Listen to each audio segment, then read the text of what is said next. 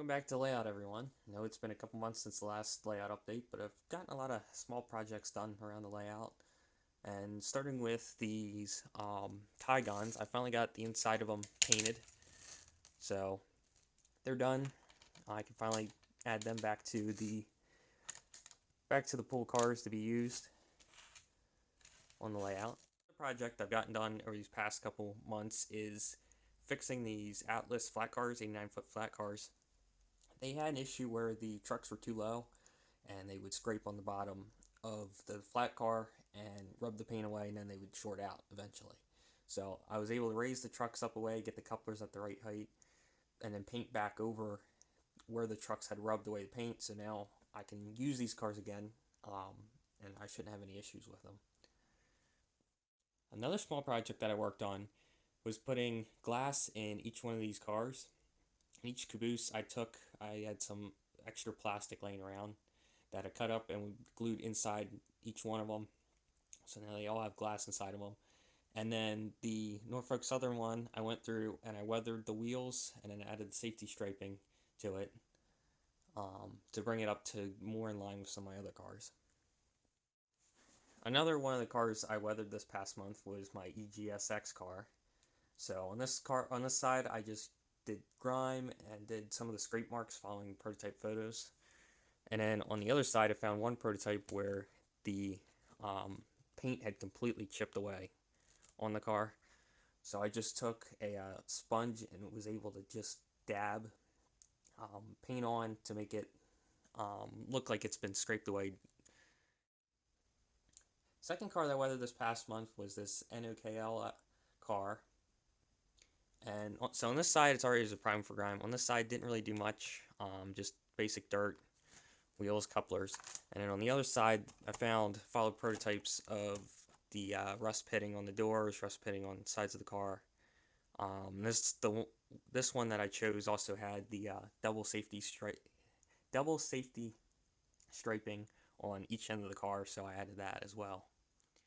Moving on to Timonium, the first car I picked up there was this Atlas Centerbeam NDYX car.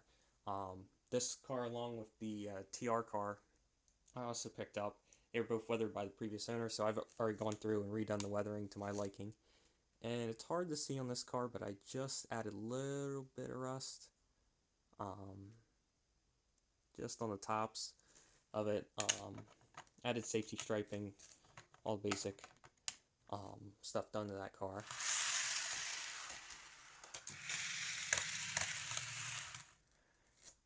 The TR car was much of the same. It was already weathered, so I went back, redid the weathering. You can see a little bit better You can see a little bit better the rust effect on top. Came out a little bit nicer with a slightly different colored car.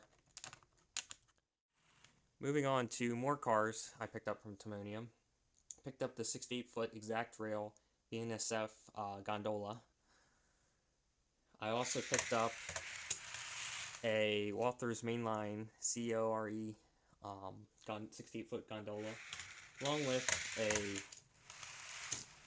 a Railgon 68-foot gondola as well. Another car from Timonium was the 68-foot bulkhead flat car, this Illinois Central, black with the safety striping on it. I picked up this Atlas box car, which this one has the special coupler pockets on it. I tried using the other coupler pockets that it comes in the bag with it, but they wouldn't fit the KDs, and I didn't feel like trying to file down the inside for the KDs to fit.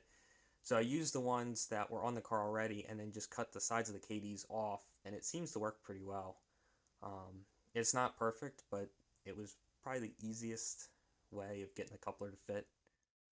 Another car I picked up was the Tank Train Intermediate car with the billboard lettering. I always liked the billboard lettering from the Model Train Stuff advertisement video when they were advertising these. And so I finally got one, so I have the two end cars. Now I have an intermediate car with the billboard lettering on it. And I just noticed today, it even has on the end of it, it has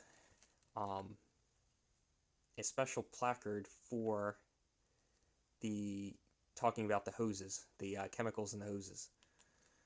So the final car is this exact rail Norfolk Southern, the Thrall 54-foot Protect coil car. As you can probably see, there's one of the end step ladders missing. Um, so I'll have to fix that. But that's the last new independent car, I should say.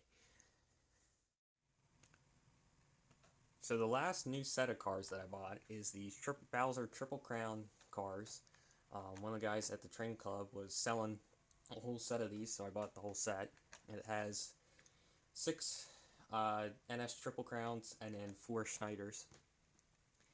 And so I've always seen these online, obviously as a kid, and I always wanted a set of them, and now I finally do. And I will probably be expanding the length of it at some point as well.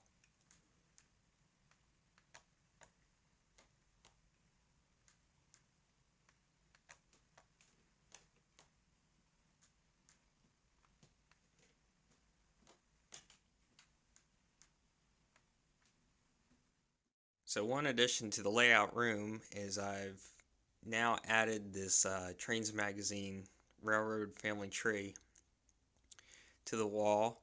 This was given to me by one of my friends at the train club, and finally got framed for it and finally got hung up, and then I finally got around to hanging up the Norfolk Southern Heritage. So what little I did get done over these past couple months on the layout is replacing the ballast for the defect detector to a lighter, smaller ballast, and then also replacing it for the 2 signals at the diamond.